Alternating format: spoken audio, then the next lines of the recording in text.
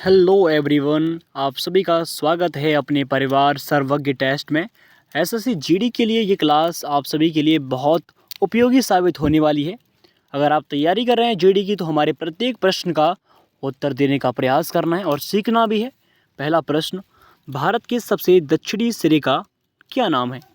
Option A Karakoram, Indira point, Calimere point, Indira col. तो साथियों, भारत का सबसे जो साउथ पॉइंट है यानी दक्षिणी बिंदु, उसका नाम है इंदिरा पॉइंट। बहुत महत्वपूर्ण है। चलिए आगे बढ़ते हैं। अगला प्रश्न नेक्स्ट, सौरमंडल में सबसे गर्म ग्रह कौन सा है? हर प्रश्न को आपको कमेंट में आंसर देना है। चलिए, पहला ऑप्शन शुक्र, बुध, मंगल, बृहस्पति।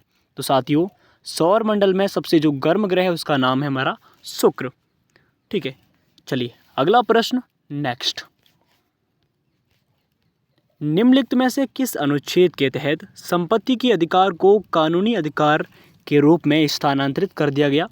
ऑप्शन ए अनुच्छेद 280, आर्टिकल 343, अनुच्छेद 315 और आर्टिकल 300 ए। तो साथियों, अनुच्छेद 300 ए के तहत याद रखना, संपत्ति के अधिकार को निकालकर विधिक यानी कि कानूनी अधिकार बना दिया गया। ये आपको याद रखना है। अनुच्छेद 300 ए बहुत महत्वपूर्ण है, आपकी एग्जाम में बार बार रिपीट होने वाला क्वेश्चन है। चलिए बात करें आर्टिकल 280 की, इसमें हमारा विधिक अधिकार, याद रखना इसमें हमारा आर्टिकल विधिक अधिकार है। बात करें आर्टिकल 343 की, तो आप जानते हैं इसमें हमारी राजभाषा हिंदी का जिक्र है, हमारी हिंदी भाषा का, जो कि हमारी एक राजभाषा है हिंदी। आर्टिकल 343। बात करें आर्टिकल 315 की, तो आप जानते हैं इसमें यूपीएससी का वर्णन है, यूनियन पब्लिक सर्विस कमीशन, संघ लोक सेवा आयोग, इसका आप जानते ही हैं। चलिए आगे बढ़ते हैं। संविधान के किस अनुच्छेद के तहत एक नागरिक को कोई भी उपजीविका या व्यापार करने की स्वतंत्रता है?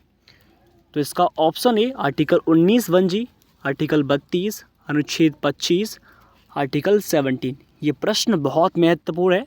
देखिए, इसका सही जवाब आर्टिकल 19(1)(g) के तहत आप भारत में कहीं पर भी व्यापार कर सकते हैं या कोई भी कार्य कर सकते हैं, आपको कोई रोक नहीं सकता। ये हमारा आर्टिकल 19(1)(g) जो है ये अधिकार हमें देता है। बात करें आर्टिकल 32 की, तो साथियों आर्टिकल 32 आप जानते हैं इसमें सुप्रीम कोर्ट के बारे में जिक्र है और इसे डॉक्टर भीमराव अंबेडकर ने इस आर्टिकल को संविधान की आत्मा भी कहा है, अनुच्छेद 32 को। बात करें आर्टिकल 25, अनुच्छेद 25 जो है इसमें धार्मिक स्वतंत्रता, अगर आप चाहें जिस भी धर्म को चाहें आप ज्वाइन कर सकते हैं, जिस भी धर्म को आप अपना सकते हैं, ये हमारा आर्टिकल 25 में उल्लेख है। बात करें आर्टिकल 17 में, तो इसमें हमारा अस्पृश्यता का अंत, यानी जो छुआछूत है, जो अनटचेबिलिटी है ना, जो भेदभाव करते हैं जातिगत, उस सब का अंत आर्टिकल 17 में है। चलिए अब बढ़ते हैं अगले प्रश्न की ओर। नेक्स्ट, सुभाष चंद्र बोस ने कांग्रेस अध्यक्ष पद से इस्तीफा कब दिया? 1931, 1939, 1945, 1919। तो 1931 में सुभाष चंद्र बोस ने इस पद को त्यागा और 1939 में इन्होंने अपने फॉरवर्ड ब्लॉक की स्थापना कर दी, सुभाष चंद्र बोस ने, फॉरवर्ड ब्लॉक।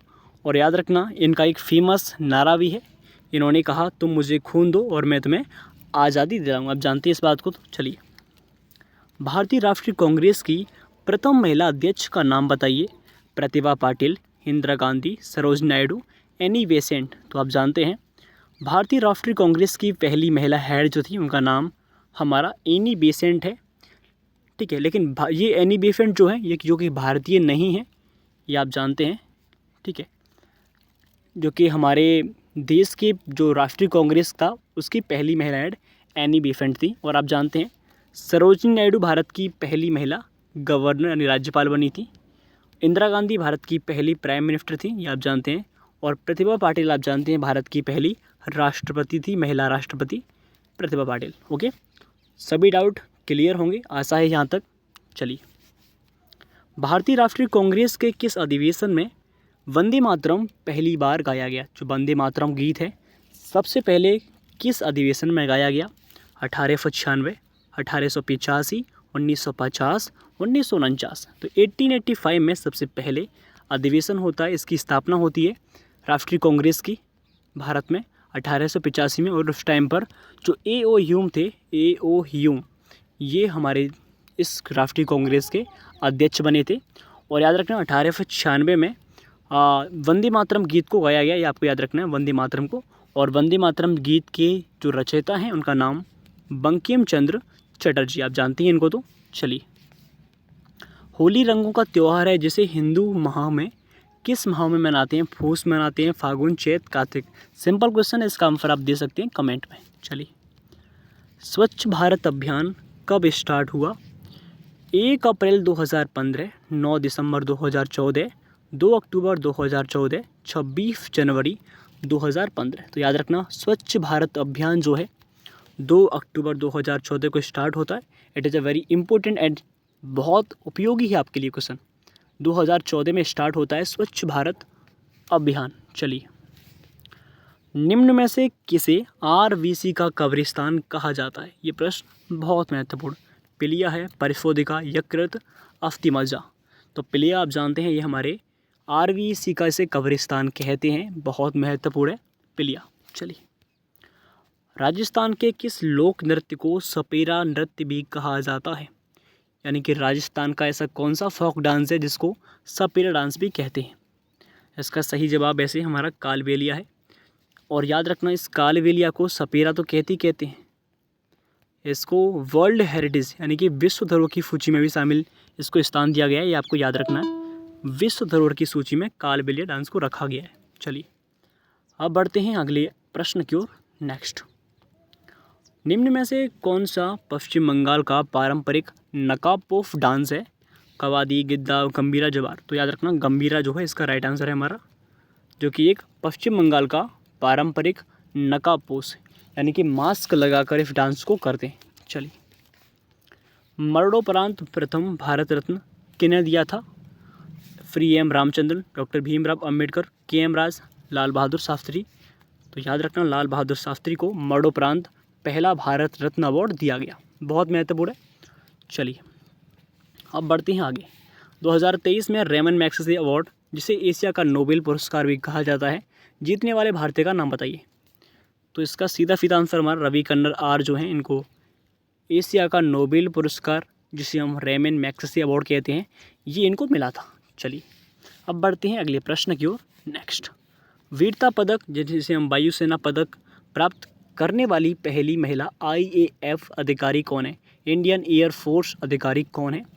याद रखना, इसका राइट आंसर है हमारा दीपिका मिश्रा को सबसे पहले इंडियन एयर फोर्स अवार्ड मिला था, याद रखना। नेक्स्ट क्वेश्चन, सर्वश्रेष्ठ फीचर फिल्म के गोल्डन पीकॉक अवार्ड मतलब सबसे पहले किसको प्रदान किया गया? इंग्लैंड को, चीन, स्पेन, भारत। यानी कि हाल ही में जो सर्वश्रेष्ठ फीचर फिल्म का गोल्डन पीकॉक अवार्ड था वो भारत को मिला, याद रखना, इट्स ए इम्पोर्टेंट क्वेश्चन। चलिए, अवध का अंतिम नवाब निम्न में से कौन था? सआदत अली खां, बाजिद अली शाह, मोहम्मद अली शाह, मुअज्जम शाह। तो आप जानते हैं बाजिद अली शाह जो था अवध का अंतिम नवाब था, इम्पोर्टेंट क्वेश्चन है। चलिए, विश्व का सबसे बड़ा उष्णकटिबंधीय वर्षा वन कौन सा है? डेंटी वर्षा वन, दक्षिण पूर्वी एशियाई वन, अमेजन वन, बॉसवास। तो अमेजन जो है विश्व का सबसे बड़ा उष्णकटिबंधीय वर्षा वन। ठीक है, महत्वपूर्ण प्रश्न। आगे बढ़ते हैं, अगला प्रश्न, न्यू कैसल बंदरगाह विश्व का सबसे बड़ा कोयला निर्यातक बंदरगाह किस देश में है? ऑस्ट्रेलिया में, कनाडा, अमेरिका, मैक्सिको। तो न्यू कैसल बंदरगाह जो है विश्व का सबसे बड़ा कोयला बेचने वाला बंदरगाह है, जो कहाँ पर है, इसका आंसर आपको कमेंट में देना है। चलिए, विश्व का सर्वाधिक मतदाताओं वाला देश कौन सा है? भारत, भूटान, बांग्लादेश, रूस। तो भारत अपना सबसे अधिक वोट डालने वाला कंट्री माना जाता है, भारत में सर्वाधिक वोट डलते हैं। चलिए, विश्व का सबसे बड़ा महाकाव्य क्या है? रघुवंशम, कुरुक्षेत्र, महाभारत, रामायण। तो आप जानते हैं सबसे बड़ा महाकाव्य हमारा महाभारत है, और रामायण भी है लेकिन ये महाकाव्य नहीं है, महाभारत इसका राइट आंसर।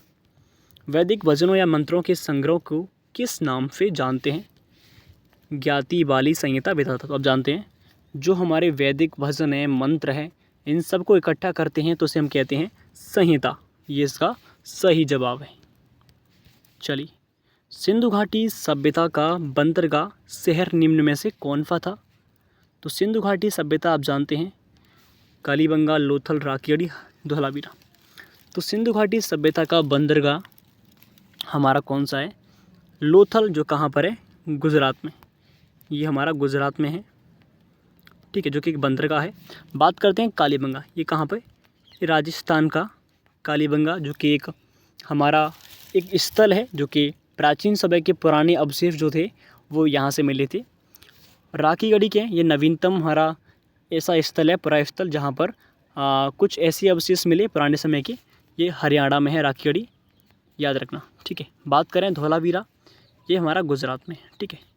ये सभी स्थल हैं, लेकिन लोथल हमारा जो है बंदरगाह है गुजरात का। चलिए, भारतीय वन सर्वेक्षण विभाग का मुख्यालय कहाँ स्थित है? आपके सामने ऑप्शन है नई दिल्ली, देहरादून, भोपाल, नागपुर। तो भारतीय वन सर्वेक्षण विभाग का मुख्यालय कहाँ पर? देहरादून में, याद रखना आप सभी को, देहरादून। किस देश के साथ म्यांमार की अंतर्राष्ट्रीय सीमा सबसे लंबी है? बांग्लादेश, चीन, लाहौस, भारत। तो याद रखना भारत देश का, बांग्लादेश जो कंट्री है इसकी म्यांमार के साथ सर्वाधिक सीमा नहीं लगती है, बल्कि भारत के साथ लगती है, ये आप जानते ही होंगे। चलिए, भवई किस भारतीय राज्य की पारंपरिक नाट्य शैली है? भवई गुजरात है, नागालैंड, तमिलनाडु, कर्नाटक। तो याद रखना है, बहुत अच्छा प्रश्न है। भवई गुजरात का है, जो कि एक नाट्य शैली है। अगर गलती से भवाई लिख के आता है, ये हमारा राजस्थान का है। दोनों में डिफरेंस है बहुत, ठीक है। भवाई राजस्थान और भवई गुजरात था। चलिए, पंथी नृत्य शैली का संबंध भारत के किस राज्य से है? महाराष्ट्र से है, छत्तीसगढ़, केरल, पंजाब। तो याद रखना जो पंथी डांस हमारी शैली है वो कहाँ की? छत्तीसगढ़ की, ये फेमस है। हरिप्रसाद चौरसिया का किस वाद्य यंत्र से संबंधित है? ये हमारे बांसुरी, मैंडोलिन, शहनाई, गिटार। तो हरिप्रसाद चौरसिया जो हैं ये एक फेमस हमारे क्या हैं? ये हमारे बांसुरी वादक है, याद रखना, बहुत महत्वपूर्ण है। अगर बिस्मिल्लाह खान की बात करें, बिस्मिल्लाह खान ये हमारे शहनाई वादक, इनको इनके क्षेत्र में भारत रत्न अवार्ड भी प्राप्त है बिस्मिल्लाह खान को। चलिए, वेटिंग फॉर अ वीज़ा निम्नलिखित में से किस व्यक्ति की आत्मकथा है? इंदिरा गांधी, महात्मा गांधी, जवाहरलाल नेहरू, डॉक्टर भीमराव अम्बेडकर। तो वेटिंग फॉर अ वीज़ा जो है वो किसकी है, ये आपको कमेंट सेक्शन में बताना है। चलिए, श्री ब्रह्मपुरेश्वर मंदिर भारत के किस राज्य में है? आंध्र प्रदेश का है, तमिलनाडु का, राजस्थान, मणिपुर। ये हमारा तमिलनाडु का है ब्रह्मपुरेश्वर मंदिर, ठीक है, याद रखना है आप सभी को। निम्नलिखित में से भारतीय संगीतकारों में से किसे ऑस्कर 2009 में सर्वश्रेष्ठ मूल गीत का पुरस्कार मिला? AR रहमान, आशा भोसले, लता मंगेशकर, गुलजार। इसका आंसर कमेंट में दीजिए। चलिए, विभाजन दिवस का स्मृति दिवस कब मनाते हैं? 15 अगस्त को, 14 अगस्त, 26 जनवरी, 2 अक्टूबर। तो 14 अगस्त को मनाते हैं विभाजन दिवस का स्मृति दिवस, याद रखना है, महत्वपूर्ण है। चलिए, भारतीय राज्य में गमोचा एक सांस्कृतिक प्रतीक है, कहाँ का है? गमोचा केरल, असम, राजस्थान, हरियाणा। ये असम का गमोचा, याद रखना, ये एक सांस्कृतिक प्रतीक भी है और चिन्ह भी। चलिए, सारे जहाँ से अच्छा हिंदुस्तान हमारा, इसके रचनाकार कौन है? रविन्द्रनाथ टैगोर, इकबाल, रहमत अली, भगत सिंह। तो आप जानते हैं इकबाल, इन्होंने लिखा सारे जहाँ से अच्छा हिंदुस्तान हमारा। चलिए, 1929 में जो अधिवेशन हुआ वो उसमें पूर्ण स्वराज की मांग कहाँ पर? लाहौर में की, ये आप जानते ही हैं। चलिए, तो आज की इतना ही काफ़ी करते हैं। Thank you so much. जय हिंद, जय भारत। क्लास कैसी लगी कमेंट में इसका उत्तर देना। धन्यवाद आप सभी का।